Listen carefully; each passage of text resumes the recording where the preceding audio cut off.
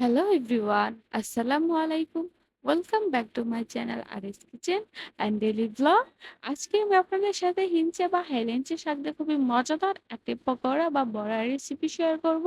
এই রেসিপিটি খুবই মুচমুচে, ক্রিস্পি এবং হেলদি হয়ে থাকে। আশা করছি আমার রেসিপিটি আপনাদের কাছে খুবই ভালো লাগবে।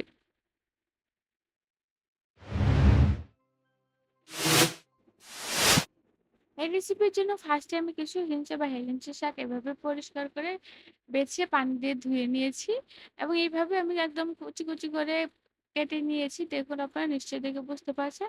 আপনাদের এই পকোড়াটা তৈরি করার জন্য অবশ্যই এরকম কুচি করে ফেলে নিতে হবে এবং এর ভিতরে দিয়ে দিলাম আমি স্বাদ মতো লবণ, বেশ কিছুটা পেঁয়াজ কুচিটা একটু বাড়িয়ে দেওয়ার ট্রাই করবেন। দিয়ে দিলাম রসুন কুচি, কাঁচামরিচ কুচি, চাট মসলা, হলুদ গুঁড়ো, মরিচ গুঁড়ো। আমি কিন্তু অল্প কয়েকটি উপকরণ দিয়ে এই রেসিপিটা তৈরি করব। চালের গুঁড়ো দিয়ে দিচ্ছি এখানে আমি ২ টেবিল চামচ পরিমাণ। যেকোনো চালের গুঁড়ো আপনারা এখানে ইউজ করতে পারবেন এবং এখানে আমি অল্প, অল্প করে বেসন ইউজ করব। বেসন এখানে প্রায় আমি 1/4 কাপ পরিমাণ বা 1/3 কাপ পরিমাণ এরকম দিয়েছি। আপনারা আপনাদের শাকের পরিমাণ অনুযায়ী মিক্সড করে আপনাদের যতটা লাগবে ততটা এটা এভাবে দিয়ে দিবেন। এখানে কিন্তু আমি কোনো পানি ইউজ করিনি এবং দেখুন আপনারা মিক্সড করার পর এটা এরকম একটা সফট ডো হয়েছে। নিশ্চয়ই আপনারা দেখে বুঝতে পারছেন।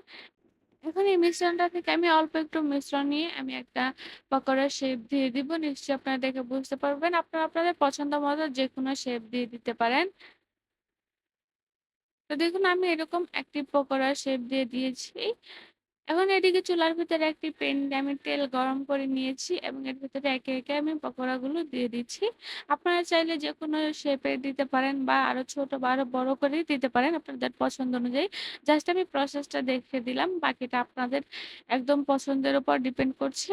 এখন এগুলোকে আমি মিডিয়াম টু লো আঁচে এগুলোকে একদম মুচমুচে করে ভেজে নিব। তো দেখুন আমি এরকম ব্রাউন কালার করে ভেজে নিয়েছি। আপনারা চাইলে হালকা ব্রাউন কালার করেও কিন্তু ভেজে নিতে পারেন। এখন আমি এগুলোকে একটা স্ট্রেচারের সাহায্যে উঠিয়ে নিচ্ছি। তো দেখুন একে, একে কিন্তু সবগুলো পকোড়াই আমি এভাবে তৈরি করে নিয়েছি। দেখুন মাশাআল্লাহ আলহামদুলিল্লাহ কতটা সুন্দর লাগছে এবং এগুলো কিন্তু খেতেও খুবই মজাদার, কোনো রকম তিতকুটি কিন্তু এখানে নেই। তো এই ছিল আজকে আমার মজাদার হেলেঞ্চা বা হিঞ্চা শাকের পকোড়া বা বড়ার রেসিপি। আমার রেসিপি যদি আপনাদের কাছে ভালো লেগে থাকে অবশ্যই লাইক, কমেন্ট, শেয়ার দিয়ে আমাদের পাশেই থাকবেন। এবং এরকম আরো নিত্য নতুন রেসিপি পেতে আমাদের চ্যানেলটা এখনই সাবস্ক্রাইব করে রাখুন। আজকের মতো এখানেই বিদায় নিচ্ছি। সবাই ভালো থাকবেন। আল্লাহ হাফেজ।